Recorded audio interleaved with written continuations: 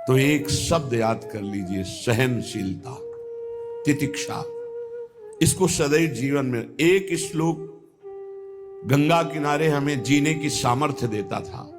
जब कभी हमें प्रतिकूलता दुख प्राय मिलते ही थे तो ये श्लोक, यम ही न व्यथ्यन्ते ते पुरुषम पुरुषर्षभ सम दुखा सुखाधीरम स्व अमृतत्वाय कल्पते। वो अमृत पद का अधिकारी हो जाता है जो आए हुए सारी व्यथाओं को दुखों को मौन होकर सह लेता है, वो भगवान को प्राप्त होता है। जहां कोई कष्ट होता, बस यम ही न व्यथ्यन्ते ते पुरुषम पुरुषर्षभ सम दुखा सुखाधीरम स्वमृतत्वाय कल्पते। हमें सहना है, हमें भगवत प्राप्ति करनी। अरे छोड़ो, इसने मारा, इसका कर्म जाने, सहो, चलो आगे, चलो आगे बढ़ो। भूख प्यास गर्मी सर्दी मान अपमान दुख सुख, ये सब इस मार्ग के यात्री को मिलते ही है। और जो इसको सह गया वो जगत पावन करने वाला महात्मा बन जाता है। वो मम भक्ति युक्तो भुवनम पुनातु, लोक के लोक को पावन कर सकता है जो भगवान के चरणारविंद में अपने चित्त को अर्पित कर दिया। इसलिए दुख ही हृदयत, चाहे जितना दुख पड़े प्यारे, किसी से मत कहो, किसी से मत, चुपचाप मौन होके सह जाओ। तुम्हारा स्वामी विधान करके तुम्हें दुख भेजा है तो बहुत बड़ा उसमें कोई सुख है। वो मंगल भवन है, तुम्हारा मंगल होने नहीं दे सकता। दिखाई दे सकता है कि अब अमंगल हो गया हमारा, अमुक अमुक अमुक, कुछ नहीं। धैर्य पूर्वक अपने मार्ग में सीधे चलते रहो। उसका विधान आया है, वो दुखद हो या सुखद, सुखद है तो हर्षित मत हो, दुखद है तो शोकित मत हो, आगे बढ़ो। देखो ये अध्यात्म है, ये कमर कस लो कि इस जन्म में मुझे इस भव समुद्र से पार होना ही है। ये जो कमजोर दिल के होते हैं ना, अनुकूलता जहां मिली तो बोले जब से हमने भक्ति शुरू की सब काम चकाचक बन रहे। ये भक्ति का फल नहीं है, भूल मत करना। ये तुम्हारे सुकृत चल रहे हैं इसलिए है। और जिस दिन दुष्कृत का फल आएगा उस दिन भक्ति करते हुए भी कदम रखना मुश्किल हो जाएगा, पग पग पर तुम्हें दुख मिलेगा। ये सिद्धांत को समझ लीजिए तो कभी आप निराश नहीं होंगे, शूरवीर होकर आगे बढ़ते रहेंगे। जो हमारी भक्ति ये नई फसल है और इस फसल की जो आनंद वृत्ति है वो भगवदानंद है, ज्ञानानंद है, अखंडानंद है, प्रेमानंद है। वो ये भोगानंद नहीं है, विषयानंद नहीं कि भगवान की बड़ी कृपा जो चाह वो भोग मिल गए। ये सुकृतों के फल है। ये सुकृत और दुष्कृत दोनों को यही नष्ट कर दो और निकल चलो भगवान की परम धाम में, जहां नित्य सेवा सुख का आनंद सहचर्या ले रही है। श्रीपाद कह रहे, संतर्जयस ताड़यन, कोई मुझे बहुत डांटे भर्त्सना करे और ताड़यन पिटाई भी कर दे, मुझे कुछ कभी शिकायत नहीं करनी प्रभु से। देख रहे हैं ना, वो उन्होंने विधान किया है ना कि इसको पीटो, तो हम चुपचाप पीट लेंगे, किसी से नहीं कहना। रहीमन मन की मन व्यथा रखिए मन में गोए, सुनिठ ले हैं लोग सब बांटने। इसीलिए असंगो हम, असंग किससे कहें अपने दुख सुख की बात। अपना दिल तो दिलवर को दे दिया, जो बीते सो दिल तो उनके पास है, वो तो जाने दुख सुख की बात, हम क्या जाने। हम तो बस आपके हैं। मौन, अपने विषय में न सुख की बात करे न दुख की। मौन बात करे तो प्रभु की करे, नहीं तो मौन। मान लीजिए अगर ये मौन आप धारण कर लेंगे तो निकल जाएंगे माया से, नहीं तो किसी की निंदा कर देंगे, किसी का ऐसा कटु वचन बोल देंगे, परुख वचन बोल देंगे, भजन छीण हो जाएगा, भजन करने की वृत्ति नष्ट हो जाएगी। सैकड़ों लोगों के प्रश्न है कि पहले भजन अच्छा होता था अब नहीं होता। उसमें दो बातें होती हैं, एक तो भजन की ऐसी भूख बढ़ गई है कि अब उतने भजन से नहीं और भजन होना चाहिए। ये उत्तम महापुरुषों की कृपा पात्र भक्तों की वृत्ति होती है। और एक होता है कि आपसे वैष्णव अपराध बन गया, कुसंग हो गया, इस कारण से ऐसा। अगर आपके हृदय में कोई दोष वृत्ति नहीं हो, फिर भजन में ऐसा लगता है कि मेरे से बहुत कम भजन होता है, वैसा भजन नहीं होता जैसा होना। ऐसा बड़े बड़े महापुरुषों को भी अनुभव होता है। ये कोई निंदनीय बात नहीं है, वंदनीय बात है। पर वास्तविक यदि भजन नहीं हो रहा है, वास्तविक यदि आपका रुक गया है आनंद, तो आप ढूंढ लीजिए, आपका भोजन गलत है, आपका संग गलत है, आपने कोई वैष्णव निंदा की है, बस यही कारण है। यही खोज लेना, यही सुधार कर लेना, किसी से क्षमा याचना की जरूरत नहीं। अंदर देखो और आचार्य गुरु से प्रार्थना करो, सब ठीक हो जाएगा। बड़े कृपालु हैं, जिन्होंने अपराधी मुझ जैसे को घसीटा तो अब अपराध बन जाएगा तो थोड़ी छोड़ देंगे वो, विश्वास कीजिए। उन्हीं से प्रार्थना कीजिए, नाथ यदि आपको अपराध मोचन कराना है तो भेज दीजिए मुझे उसके पास, या उसको बुला दीजिए, मैं पैर पकड़ लूं, हाथ जोड़ लूं यदि अपराध बन गया है, और यदि आप चाहें तो आप क्षमा कर दें, आगे से सावधान रहेंगे। बड़े कृपालु हैं प्रभु, क्षमा कर देते। भजन की वृत्ति को रुकना ये सहन मत कीजिए। समय नहीं है कि आज नहीं तो कल भजन चल पड़ेगा, नहीं, तुरंत वाचिक में आ जाइए, तुरंत वाणियों का गायन कीजिए, नाम कीर्तन कीजिए, ढूंढिए अपराध क्या बना जो आंतरिक हमारा भजन रुक गया, और प्रभु से प्रार्थना करके उसको चलवाइए। वो बड़े कृपालु है, क्षमा कर देंगे। अगर आपने प्रगट में किसी का अपराध किया और वो उपस्थित हो तो जाओ, उनके चरण पकड़ो, उनसे प्रार्थना करो। भजन का रुकना सहन मत करो। बहुत कठिन है भजन करके भगवत प्राप्ति करना। वो हमारे अंदर सरलता पूर्वक भजन चल रहा है, उसको बचाओ। किसी की निंदा मत करना, किसी की अवहेलना मत करना। तुम्हारी कोई निंदा करे, तुम्हारी अवहेलना करे, सह जाना, कह रहे हैं, इसमें कह रहे हैं। संतर्जय ताड़यन बंधनन, यदि वो कहीं मुझे बांध दें, मैं बंधना में स्वीकार कर लूंगा। ऐसा भक्तों को कोई बांधता है क्या? हाँ, बांध देते हैं। तितिक्ष ब्राह्मण की कथा में पढ़िए, उसको बांध दिया। एक सखी बहुत भजनानंदी थी, उसके परिवार के लोग रोज उसे पीटते थे और उसे बांध देते थे। सखूबाई नाम उसका सखी का था। एक सखी बहुत नागरीदास जी के संग में रहकर भजन की वृत्ति उच्च कोटि की सीखी थी, भागमती बाई। उनके पति ही उनके ऊपर सैया लगाकर नई नवीन रानी के साथ बैठते हुए ऐसा पिटाई करते, इतना कष्ट देते, पर वो उच्च कोटि की ऐसी महान वक्ता, परम सिद्ध बरसाने के जो वास करने वाले अपने नागरीदास जी थे, हरिवंश महाप्रभु के शरणागत, उनके सत्संग से ऐसी उच्च कोटि की दशा प्राप्त हुई, उसे कोई फर्क नहीं पड़ा। उसके कष्ट देने के लिए उसके ऊपर सैया लगाते, राजा थे, और नवीन रानी के साथ उसके ऊपर बैठते, उपद्रव करते, मारते पीटते, लेकिन वो सम रहती। संतर्जयस ताड़यन बंधनन, शांत, वो देख रहा है, बस तुमको यही सोचना, वो देख रहा है, मेरा स्वामी देख रहा है। वो देखते हुए मौन है ना, वो चाह रहा है ना, तो तेरा किया मीठा लगे, बस बात समझ लो। इतना तो बहुत बड़ी वस्तु प्राप्त होगी, बहुत बड़ी। एक मिट्टी जब कुम्हार को अर्पित हो जाती है तो पीट पीट कर एक छोटा राई भर भी दाना नहीं रहने देता, क्योंकि राई भर भी अगर दाना रहा वहीं से मटकी फूट जाएगी, राई भर भी अहंकार रहा वहीं से भक्ति रस निकल जाएगा। पीट पीट के उसको एकदम बराबर, फिर भी चैन नहीं, जल डाल के रौंदा, फिर भी चैन नहीं, हाथों से मल कर अपने अनुसार बनाया, फिर चाक पे चढ़ाया, जो चाहा आकार दिया, सूर्य के ताप में तपाया, फिर उसको दहकते हुए आवे के बीच में रख के पकाया, फिर उसमें रस रखने लायक क्षमता आ गई उस मिट्टी में। ऐसे ही हम जब संत महापुरुषों को, श्री भगवान को समर्पित होते हैं तो ये सब होगा। रस रखने लायक हृदय तभी होता है जब आवे में तपता है, इसलिए तैयार रहो। तभी नागरीदास जी ने कहा, बड़ो ही कठिन है भजन ढिक डरिबो। एक सूरवीर योद्धा की तरह जैसे उसके अंग घाव से युक्त होते हैं, वो कदम पीछे नहीं आगे ही बढ़ाता है, ऐसे भजनानंदी चाहिए। चाहे मुझे चोर कहा जाए, पतित कहा जाए, गाली दिया जाए, मुझे मारा जाए, बांध लिया जाए, तो भी मैं भगवान पर दोषारोपण नहीं करूंगा। मैं यही निश्चय करूंगा, प्रभु मेरे देख रहे हैं, जोई जोई प्यारो करे, सोई मोई भावे, उनका विधान परम मंगलमय है। अंतः क्लेश मतीव दुस्सह तरम प्राप्नोति नाना विधि। मुझे अंदर से भी बहुत पीड़ा दी जाए, काम पीड़ा, क्रोध पीड़ा, लोग बाहर से तो ये दिया जाए और अंदर से भी ये दिया जाए, तो भी हे प्रिया जो आपसे नहीं कहूंगा।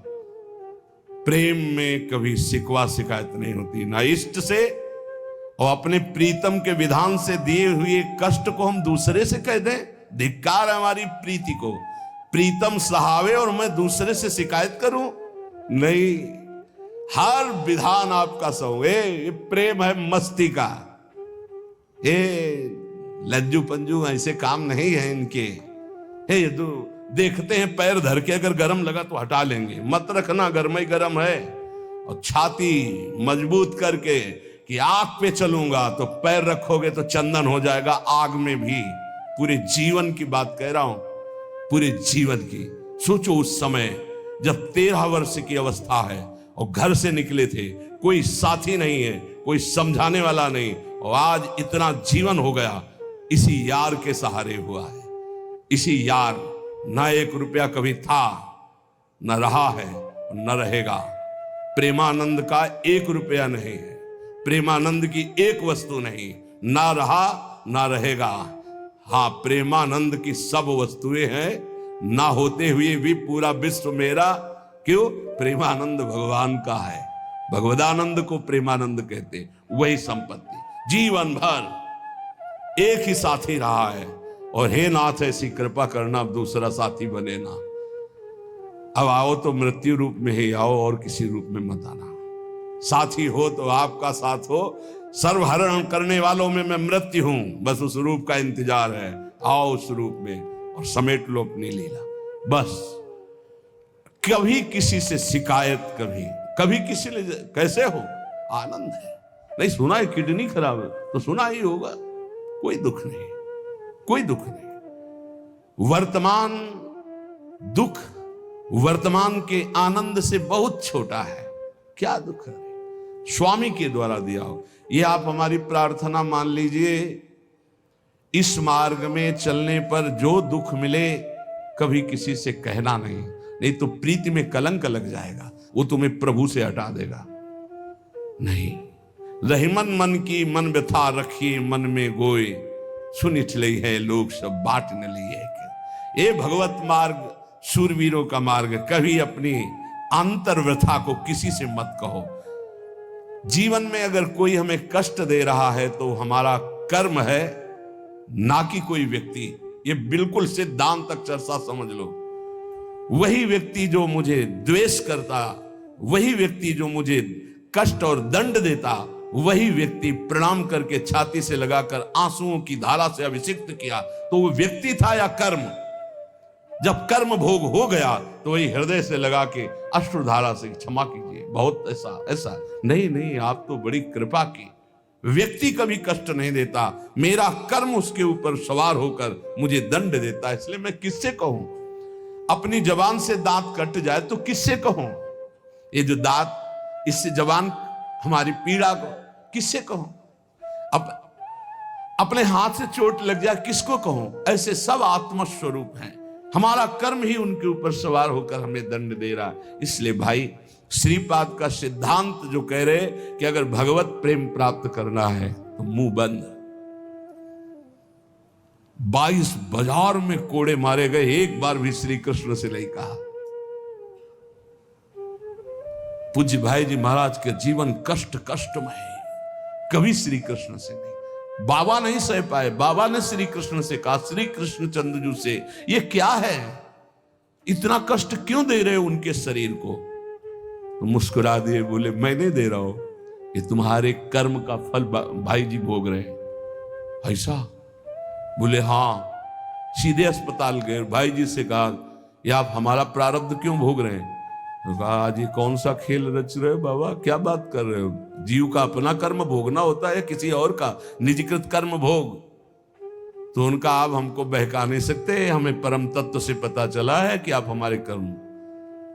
तब हंस दिए भाई जी और बोले, देखो हमें कोई फर्क नहीं पड़ता, आपको फर्क पड़ जाता। आप चढ़ो, जिस साधना की चढ़ाई पर चढ़ रहे हो चढ़ो, मंगलमय श्री कृष्ण तुम्हारी यात्रा को पूर्ण करें। हम तो अस्पताल में पड़े पड़े प्रिया प्रीतम के साथ खेल रहे हैं, कोई फर्क नहीं पड़ रहा। ये बड़े महापुरुषों ने अपने कष्ट की तो बात जाने दो, दूसरों के कष्टों को लेकर भोगाए। हम जरा सा कष्ट आ जाए तो बोले हमारी अंदर श्रद्धा थी अब खत्म हो रही क्योंकि कष्ट आने लगा। उसमें भगवान का क्या दोष है? वो तो बड़े कृपालु हैं कि ऐसे पापात्मा होने पर भी मुझे महात्माओं का संग दिया। धाम का वास दे रहे, नाम जपवा रहे। अब हमारे पूर्व प्रारब्ध हमें कष्ट दे रहे हैं, इस समय भी वो हमें दुलार कर रहे हैं। जीव समझता नहीं, केवल दोषारोपण भगवान और भगवत मार्ग पर कर देता है। इसलिए उपासक को अंतः क्लेश मति व दुस्सहतरम, ये जो आप काम क्रोध से जल रहे हो ना, ये तपस्या है, इसका बहुत बड़ा लाभ मिलेगा। और अगर भोग रहे हो ना, गिर रहे हो, पतित हो रहे हो, तो वो सुख नहीं, वो शांति नहीं, वो विश्राम नहीं। तो एक बात ध्यान रखना, इस शब्द को याद रखना। ऐसे रहने पर भी हमारे द्वारा जो भी वो हमारे स्वामी ऐसे लेते हैं, जन अवगुण प्रभु मान न काऊ, दीन बंधु अति मृदुल स्वभाव। कल शाम के पूज्य परमहंस राम मंगल दास जी की वाणी का चिंतन हो रहा था। उसमें कह रहे कि जो 30 मिनट भगवान नाम कीर्तन कर लेता, मेरी बात पर विश्वास रखना हो, उसको भगवत प्राप्ति होगी। 24 घंटे में 30 मिनट नाम कीर्तन कर लेता है और अन्य समय विस्मरण रखता है, तो 30 मिनट का नाम कीर्तन उसे भगवत प्राप्ति करा देगा। तुम्हें जो पाठ प्रिय हो, 30 मिनट पाठ कर लोगे, भगवत प्राप्ति होगी। कर लो। और बहुत पहुंचे हुए महापुरुष जिनके चरणों में अपार श्रद्धा है, आप लोग तो रात दिन लगे, आपको भगवत प्राप्ति नहीं होगी। चूक हो जाएगी तो जन अवगुण प्रभु मान न काऊ, दीन बंधुअति मृदुल स्वभाव। अग्नि की ज्वाला के समीप रुई का पहाड़ कितनी देर टिकेगा? कितनी देर टिकेगा? उसके ताप में झुलस जाएगा। ये अग्नि की ज्वाला है भगवान नाम कीर्तन, भगवत यश गुणगान। तो जैसे किसी को लगे कि वो नाम जब भी करता है वो रुचि पूर्वक पाप करता है, असंभव। नाम जापक रुचि पूर्वक पाप कर ही नहीं सकता, उसका हृदय जलेगा पक्का। आप जप करके देख लीजिए, आप जप कीजिए नाम, और फिर आपसे पाप जब बनेगा तो आप फिर हालत अपनी देख लीजिएगा, बार बार हृदय जलेगा, नहीं नहीं नहीं। तो एक दिन वो नहीं सिद्ध हो जाएगा और आप निर्विकार हो जाएंगे। इसलिए अंतः क्लेश, अगर बुद्धि मति हो, अति अंदर क्लेश आ रहा है, कभी काम आ रहा है, कभी क्रोध आ रहा है, कभी लोभ आ रहा है, कभी मोह आ रहा है, ये आता रहेगा जब तक भगवत साक्षात्कार नहीं होगा। ऐसा मत समझो कि 2-4 महीने जप करेंगे तो हम सिद्ध हो जाएंगे, ये आता रहेगा। ये बहुत भागवतिक शक्ति से संपन्न है विकार, कोई साधारण नहीं है कि तुम माला जपोगे वो नहीं आएगा। माला जपते समय ही आएगा वो। ये भागवतिक शक्ति से संपन्न, काम क्रोध लोभ मोह तब त्रिभुवन को परास्त कर रहे हैं। ये भगवान के पावर से शक्तिमान है। तुम्हारा अहंकार जब गलित हो जाएगा तो इनका आना ही बंद हो जाएगा। जब तक अहंकार रहेगा तब तक ये आते रहेंगे। तो जो तुम्हारे अंदर जलन हो रही, मत कहो किसी से, सह जाओ, यही तपस्या हो जाएगी, यही भगवान की प्राप्ति का हेतु हो जाएगा। प्रभु के लिए थोड़ा कष्ट सहकर आप आगे बढ़कर देखिए वो कितना आपको प्यार देते हैं। यही कष्ट सहना है, आंतरिक विकारों को सहना, बाहरी प्रहारों को सहना, कभी किसी से ना कहना, ये भक्तों का स्वभाव। मौन, इसीलिए वाणी से मौन, कुछ ना बोलना। हमने एक संत भगवान को देखा, ये 22-23 वर्ष पहले वृंदावन में कच्चा मार्ग था, एक बोरा रखते थे ऐसे, पागलों जैसा भेष था। तो जब रात्रि के 11 बजे वापस यमुना किनारे से प्रसाद पाके यमुना किनारे गए, यमुना किनारे से जब लौटते थे तो उनको देखते थे अकेले वो बैठे रहते थे। उनकी मुद्रा देख के लगता था भगवदानंद में डूबे हुए हैं। नजदीक बैठे, बोरा उठाया, चल दिया। अमित पीछा छोड़ने वाले थे नहीं, पीछे तो उनका क्या बात है, क्यों पीछे हो? अब संत वेश हमारा भी तो मर्यादा से ही बोलेंगे। वो कुछ नहीं, केवल जानना चाहते हैं आपको। तो कालीदय की इधर एक तमाल का पेड़, जो श्वेत रंग का एक वृक्ष है, उसका मुझे नाम नहीं याद आ रहा, गूलर जैसा, और वो तमाल में लिपटा हुआ अब भी है। दाहिनी तरफ है ये जो खाली जगह पड़ी ऊंची, जो अपने दाहिनी तरफ बर्फ फैक्ट्री के आगे जाते हैं, उसी के नीचे बैठे गए। तो हमने पूछा, आपकी स्थिति देखकर मुझे लगता है आप हर समय भगवदानंद में डूबे रहते हैं। बोले, जब लगता है तो प्रश्न क्यों करते हो? हम कहा आपकी वेशभूषा देखकर, तो बोले जगत से बचने के लिए ये वेशभूषा है। एक बोरा ऐसे जैसे कोई बीनने वाले होते हैं, कबाड़ बीनने वाले, ऐसे बोरा ऐसे रखे थे, एक गमछा लगाए हुए थे, पूरा शरीर खुला, कोई साधु का वेश नहीं, कोई चिन्ह नहीं, और उनकी स्थिति भगवदानंद में थी। तो उनका ये किसके उपदेश, किस मार्ग के उपदेश, किस इष्ट की आराधना से आपको ऐसी स्थिति प्राप्त हुई? बोले प्रथम पूज्य श्री स्वामी राम सुखदास जी महाराज का सत्संग हुआ, इष्ट देव श्री कृष्ण, इष्ट ग्रंथ गीता, उसी की कृपा से मुझे ऐसा, मैं भारत के हर तीर्थों में वास करता हूं, भ्रमण करता हूं, असंग रहता हूं, और यही वेशभूषा रहती है बड़ा अंदर से। तो भोजन प्रारब्धवशात जो सामने आ जाता है उसे पा लेता हूं, नहीं आता भूखा रहता हूं। तो कहा अगर हम मधुकरी ले आवे कभी आप जिससे तो पालेंगे, बोले दे देंगे तो पालेंगे। दूसरे दिन मधुकरी लेकर तो रोज हमारी उनके चरणों में श्रद्धा, क्योंकि उनका रहना और चिंतन दोनों, रहनी और चिंतन बड़ी प्रशंसनीय, जो वीतराग परमहंस हो गया अक्षरशः वैसे कुछ पास नहीं, केवल बोरा, वो नाटक के लिए बोरा कि कोई समझे कबाड़ बिनने वाला, और एक गमछा ऐसे रंग बिरंगा, बस कुछ नहीं, कोई भागवतिक चिन्ह नहीं। एक दिन देखा वो पड़े मक्खियां भिन भिना रही, तो नजदीक गए, क्या हो? कहा चुप जाओ। उनका बोलिए ना। बोले वमन और शौच दोनों हो रही है, शरीर बिगड़ गया है, तो हमका औषधि के लिए हम व्यवस्था, बोले इसलिए कह रहा हूं आप बच जाइए। तो हमका हमें बता तो दीजिए क्यों नहीं? तो बोले आया हुआ प्रारब्ध है, इसको हंस के भोगना है। ऐसे कोने में साइड में ऐसे पेड़ के किनारे पड़े, 2 4 10 दिन जो भी व्यवस्था उनकी बनी, फिर वो हमको दर्शन नहीं मिले, अन्य तीर्थों में चले गए होंगे। ऐसा महापुरुष, क्या हम अपने शरीर को इतना प्यार करें कि भगवान से श्रद्धा हो जाए, भक्ति मार्ग में हम लड़खड़ा जाएं, फिर सत्संगी किस बात का? ये पक्का समझ लीजिए, ये जो भगवत मार्ग है ये शूरवीरता का मार्ग है, सहन करने का मार्ग है। जितने भी महापुरुषों के चरित्र हैं आप पढ़ करके देख लीजिए, भगवान के चरित्र से भी ज्यादा लाभ भक्त चरित्र सुनने से इसलिए होता है कि हमको लगता है कि हमारे जैसा जन्म लेकर इतना कष्ट सहकर इस ऊंचाई पर पहुंचे, ये बड़ी बात है कि वो जीवत्व से हमारी तरह पैदा होकर ईश्वत्व को जाता है। इसलिए भक्त चरित्र में विशेष बल हमको प्राप्त होता है।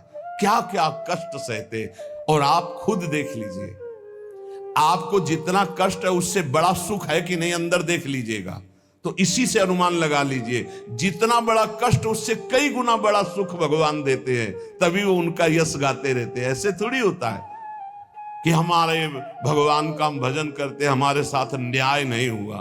न्याय तो सही बात नहीं हुआ, नहीं तो तुम्हारी दुर्गति हो जाती। सही बात में उन्होंने न्याय नहीं किया, पक्षपात किया है तुम्हारा। अगर वो सही न्याय करते तो ईमानदारी से कहते हैं, केवल नरक के कीड़ा ही बनना पड़ता और कुछ नहीं है। खूब देख लो, डबल चेहरा होता है, एक सामने का चेहरा देख रहे हो और एक एकांत का चेहरा होता है, डबल चेहरा होता है। और भगवान डबल रखो चाहे तिबल, सब देखते हैं। सब हम बैठे हुए देख लो ईमानदारी से वृंदावन की भूमि में, एक चेहरा है जय श्री राधे, और एक चेहरा है जो राक्षस है अंदर बैठा।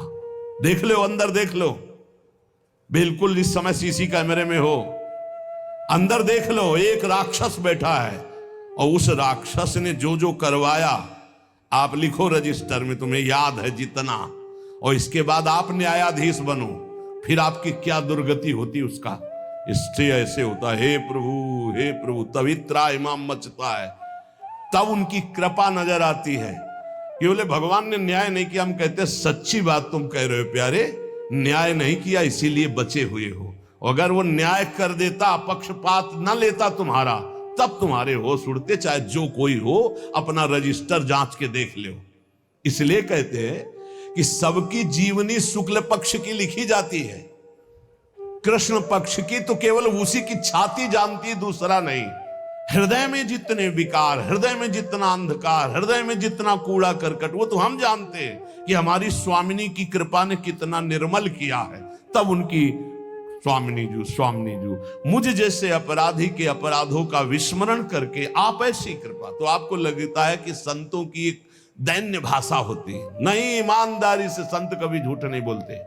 जैसे कह रहे हैं कि मौसम कौन कुटिल खलकामी, तो अंतर ये होता है कि आंख में जैसे थोड़ा पड़े तो बहुत बुरा लगता है, और पीठ में इतना बड़ा तिनका चला जाए तो कुछ समझ में नहीं आता। संतों का हृदय आंख जैसा होता है, थोड़ी सी भी गलती में हाय हाय मच जाता है। धिक्कार है तुम्हारे जीवन को, अपने को तुम क्या समझते हो, और क्या है तुम्हारे अंदर विचार। और जो मलिन अंतःकरण वाला था, भारी भारी पाप करके भी उसको पश्चाताप नहीं होता।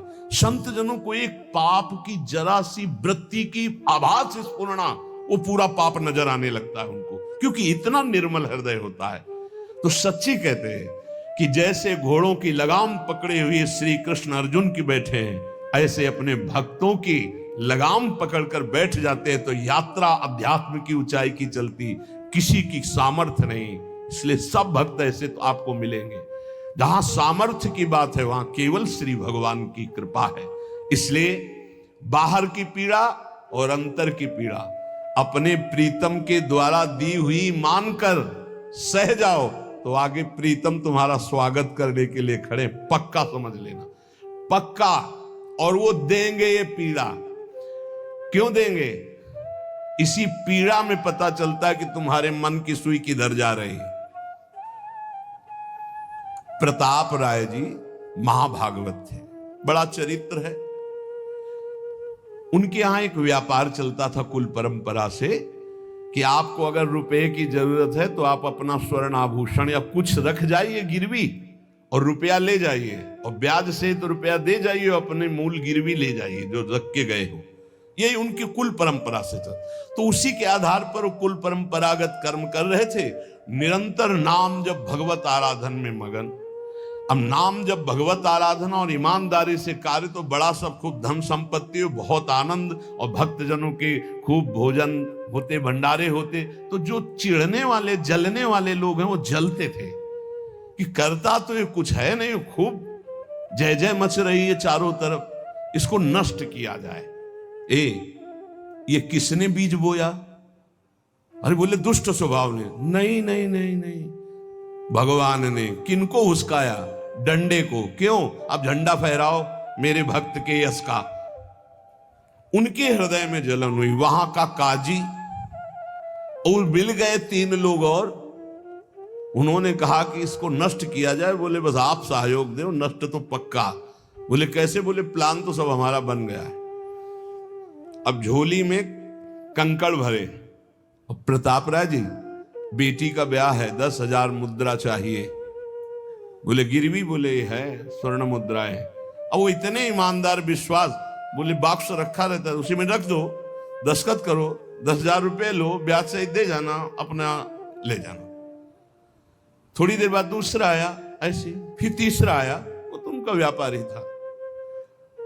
5 दिन बाद वापस आया और काम बन गया, ब्याज सहित ये रुपए लो, हमारा आभूषण वापस करो। बोले जहां रख गए थे वैसे उठा लो। तो बाक्स से उठाया ऐसे, अरे देखो कितना नाटक करता है, माला जपता है, भगत बनता है, हमारे स्वर्ण आभूषण हटाकर कंकड़ पत्थर भर दिए। अब लोग तो आश्चर्यचकित हो रहे थे कि ये भगत जी तो ऐसे है नहीं। इतने में दूसरा आया, उसने भी वही नाटक शुरू। तीसरा आया, उस अब तो पक्का हो गया कि पाखंड करता है। लोगों की श्रद्धा को कपूर कहा गया है। कपूर ऐसे बाहर रखो ना तो उड़ जाता है ना, ऐसे ही श्रद्धा है। अगर उसको आप मजबूती, विश्वास की मजबूती में नहीं रखोगे तो श्रद्धा उड़ जाएगी। अब तो सब कहने लगे कि प्रताप राय तो बहुत ही पाखंडी निकला। अब हाहाकार मच गया। इसके बाद काजी, वो तो सब मिले हुए थे, काजी ने बादशाह के सामने बात पेश की। काजी के इशारे से बादशाह ने हुक्म दिया इनको बंदी बना लिया जाए, सारी संपत्ति जब्त कर ली जाए। अब राज सैनिक बंदी बना लिए प्रताप राय जी को, सारी संपत्ति जब्त होने लगी। तो उन्होंने अपनी पत्नी से इशारे से कहा ठाकुर जी लो और भाग जाओ अपने मायके, ठाकुर जी को बचाओ। ऐसी स्थिति में याद क्या है? ठाकुर जी को बचाओ, उनका भोग राग चलता रहेगा, हम तो जेल में कष्ट भोग लेंगे। ऐसा ही हुआ। वो पीछे की खिड़की से अपने ठाकुर जी को लेके सब तहस नहस हो गया। म्लेच्छ सेना साहब नष्ट भ्रष्ट कर दिया, बंदी बनाया, उनको ले गए, जेल में डाल दिया। कुछ लोगों ने कहा कि महाराज अभी ठाकुर जी अष्ट धातु के हैं, बहुत महंगे हैं, उनकी पत्नी इसीलिए लेके भाग गई है। मायके से पत्नी को भी बंदी बनाया, ठाकुर जी को भी संपत्ति के रूप में जब्त किया, और जहां संपत्ति थी वहां गोदाम में ठाकुर जी को ऐसे जिससे संपत्ति डाल दी वैसे डाल दी। जब पत्नी नजदीक हथकड़ी बेड़ियों के सहित और वो तब एकांत जब हुए तो उनका प्रभु आज तक मैंने कभी आपसे मांगा नहीं और कोई शिकायत नहीं की, बस एक कष्ट है इस समय कि आपको गोदाम में डाल दिया गया है, हम प्राणों से अधिक आपको प्यार करते हैं और आपको भोग नहीं लगेगा, आपकी सेवा नहीं होगी, ये हम बर्दाश्त नहीं करेंगे। प्रभु कुछ उपाय करो जिससे आपकी सेवा, अगर हमें ये पता भी चल जाएगा कि आपको भोग लग